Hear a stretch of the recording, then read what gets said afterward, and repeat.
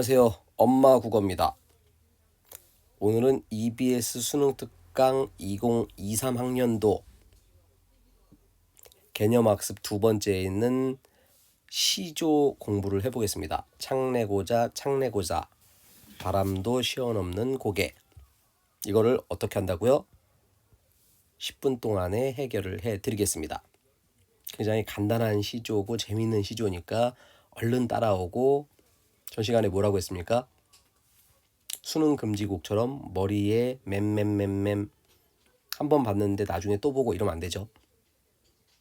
들어가 봅시다. 먼저 현대시는 그냥 읽으면 되는데 고전 시가는 아무래도 옛날 말이라 조금 부담감이 있죠. 그래서 간단하게 정리를 좀 하고 그 다음에 시조로 들어가 보겠습니다. 먼저 제목을 수능 고전시가라고 해놨어요. 아다시피 문학에서는 고전시가, 현대시, 그 다음에 현대소설, 그 다음에 고전소설 이렇게 네 파트가 출제가 되죠. 그 중에서 학생들이 처음에 가장 부담이 되는 게 고전시가. 도대체 읽기도 힘들고 읽었는데 무슨 말인지도 모르겠고 거기에서 밑줄 치고 따옴표 치고 문제를 출제하면 야 이건 넘사벽. 그러면 EBS에 나오는 고전시가를 몽땅 외워야 되나? 몽땅 해석해야 되나? 굉장히 힘들죠. 그러다가 꽤 많은 학생들이 아예 포기를 하게 되는, 거의 국어 학습의 미적분 뭐 이 정도에 해당한다고 보겠죠. 아주 간단하게 해결을 해드릴게요. 오늘은 시조니까 맛배기로만. 여기 설명 써놓은 거 뭐라고 써놨냐면 수능 고시인데 시조 가사 밑에 이렇게 종류가 많은데 결론을 내드릴게요. 수능 특강 책에는 여기 있는 거 다 나와요. 향가, 고려가요, 한시, 경기체가, 악장, 민요, 블라블라. 결론부터 얘기하면 수능 시험에는 얘만 나옵니다. 왜냐하면 수능 시험이라는 거는 전체 학생들을 대상으로 명쾌한 객관적인 논리가 있어야 되거든요. 그런데 1000년 전의 향가, 아직도 해석도 여러 가지로 알 수 없는 고려가요 자체는 이거 구전된 거죠. 그 다음에 한시, 한국문학이 포함되긴 하지만 접근이 너무 힘들죠. 그 다음 경기체가는 문학성이 너무나 떨어지는. 악장은 조선시대 초기 잠깐 있었는데 사실상 용비어천가 빼고는 문학성이 굉장히 떨어져서 출제는 거의 힘들다. 민요 굉장히 많이 부르기도 하지만 글쎄요, 수능 시험에 내기는 좀 힘들죠. 그래서 얘네들은 사실상 간단하게 배우긴 하지만 수능 시험에는 안 나온다. 수능 시험에서는 시조 가사만 신경을 쓴다. 이렇게 좁혀놓으면 공부하기 굉장히 편할 겁니다. 고전 시가에 대해서 굉장히 할 말은 많지만 가장 기본이 되는 두 가지만 기억을 해놓으면 문제 풀 때 큰 지장이 없어요. 먼저 주제입니다. 저 앞쪽에 현대시 할 때 선생님이 주제 얘기 같은 거 했나요? 각각 시마다 주제가 다 다르죠. 그런데 고전 시가는 주제가 달랑 3개, 물론 디테일하게 따지면 몇 개 더 있는데 옛날 사람들은 생각이 심플해요. 그래서 일단 고전시가 시조가서 나왔을 때 머릿속에서는 주제를 3가지만 생각한다. 큰 무리 없습니다. 절반이 뭐냐면 자연 친화예요. 근데 그 자연 친화를 좋은 말로 안빈낙도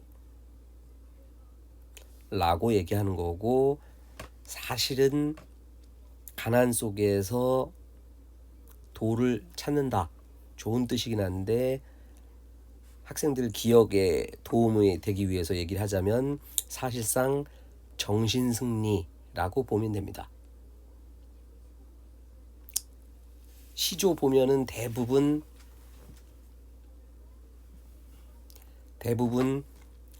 진짜 자연이 좋다. 난 가난해도 좋다. 가난한 걸 원한다. 어째 옛날 사람이든 현대 사람이든 가난한 거를 원해서 그럴까요? 아니죠. 정신승리하는 거예요. 어쩔 수 없으니까 자연이라도 즐기겠다. 30%는 충성입니다. 대부분. 그런데 충성은 평소에 충성하지 않죠. 언제 충성할까? 그렇죠. 유배 가면 갑자기 임금님한테 반성문을 쓰고 싶어요. 그래서 충성의 시조들 여러 개 나온다. 마지막으로는 당연히 모든 문학의 기본 사랑인데, 옛날 사람들 사랑, 여러분도 마찬가지예요. 사랑 잘 될 때 글 쓸 시간 있습니까? 없어요. 언제? 헤어지면. 그래서 이별하고 그리움이 같이 묶여 나오는군. 이렇게 기억을 하면 되겠습니다. 주제 3가지만 기억합니다. 그 다음에 읽기 가볼게요. 여기 지금 선생님이 점 찍어놨는데 이거 점 찍은 게 아니라 아래 흔히 우리가 여러분들 컴퓨터에 깔려있는 요놈 뭐라고 읽어요? 한글. 원래 세종대왕이 만들 때는 아하고 오하고 중간 발음이었는데 보통 우리 서울 쪽에서는 그냥 아로 읽습니다. 그럼 이런 글자는 어떻게 읽을까요? 그렇죠. 아에다가 이 붙이면 돼. 해로 읽으면 되는 거지. 됐습니다. 자, 그 다음에 옛날 글자 읽다 보면 이렇게 지금은 쌍시옷, 쌍디귿 이런 건데 시옷디귿, 막 시옷비읍 이렇게 붙어 있는 애들이 있어요. 이런 애들을 어두자음군 이라고 하는 것이고, 읽을 때는 이 뒤에 거를 된소리로 읽는 겁니다. 그러면 얘네들 어떻게 읽을까요? 그렇죠. 똥.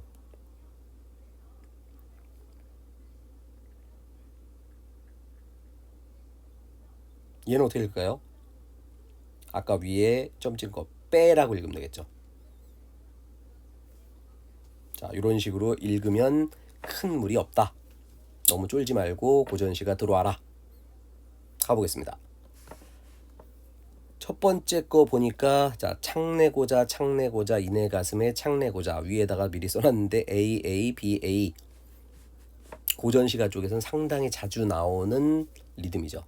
똑같은 거 3개, 중간에 1개. 여기 선생님이 창문도 그림 갖다 놨는데 얼마나 답답하면은 가슴에다 창문 만들어 가지고 내 마음을 보여주겠다 라고 합니까? 그래서 과장법이 들어있다. 고전시가 보면 이 과장법이 상당히 많이 나오죠. 그 다음에 가슴에다가 창문 만드는 게 가능합니까? 안 되죠. 그래서 불가능한 상황을 통해서 자신의 억울함을 드러내고 싶다는 소망을 제시. 역시 고전시가에서 상당히 많이 나오는 표현법입니다. 두 번째 볼게요. 고모장지, 새살장지, 들장지, 열장지, 암돌적이, 수돌적이, 배목골새, 크나큰 장도리로 뚱닥바가 이내 가슴에 창내고자. 여기 미리 써놨는데 특히 사설시조에서는, 사설시조가 뭐냐면 평시조는 그냥 45글자 내외 3줄짜리 초장, 중장, 종장 이렇게 정형화된 이런 시조인데, 사설시조는 할 말이 많아요. 그래서 중장 가운데 줄이 상당히 길다. 근데 그 상당히 긴 거를 주로 어떻게 처리하냐? 열거법으로 처리한다. 이렇게 기억하면 되겠습니다. 마지막 줄, 이따가 하 답답할 때면 여다져 볼까 하노라. 가슴에 창문 만들어 가지고 내가 열고 닫아 가지고 내 마음을 보여주겠다. 살다 보면 이렇게 억울한 경우가 상당히 많죠. 그럴 때 다른 사람이 내 마음을 알아줬으면 참 좋을 텐데 안 된 경우가 많죠. 자, 첫 번째 간단한 시조였습니다. 두 번째 갑니다. 여기 매 그림 그려놨죠? 매. 바람도 시원없는 고개, 구름이라도 시원없는 고개, 땡땡하는 고개, 땡땡하는 고개. 이런 거 뭐라고 했죠? 자, 통사구조의 반복.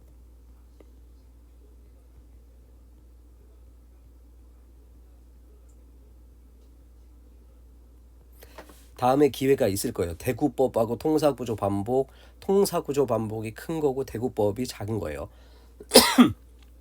보통 고전시가에서는 대구법이라는 용어를 많이 쓰죠. 그냥 같은 거다라고 생각하면 돼요. 하여간 엄청나게 높은 고개가 있는데 산진이, 수진이, 해동청, 보라매라도 다 쉬어넘는 고봉, 장성령. 얼마나 고개가 높으면은 이런 새 중에서도 가장 힘이 세다는 매도 쉬어가는 고개가 있다. 그런데 그 너머에 이미 왔다는 소식이 들리면 나는 한 번도 쉬지 않겠다. 쌤이 밑에다가 그려놨는데 내가 지금 여기 있어요. 그런데 저 반대편에 자기가 좋아하는 사람 생각하면 돼. BTS가 와 있다. 만약에 학생이라면은 교문에 BTS가 와 있다. 교문에 아이브가 와 있다. 교문에 임영웅이 와 있다.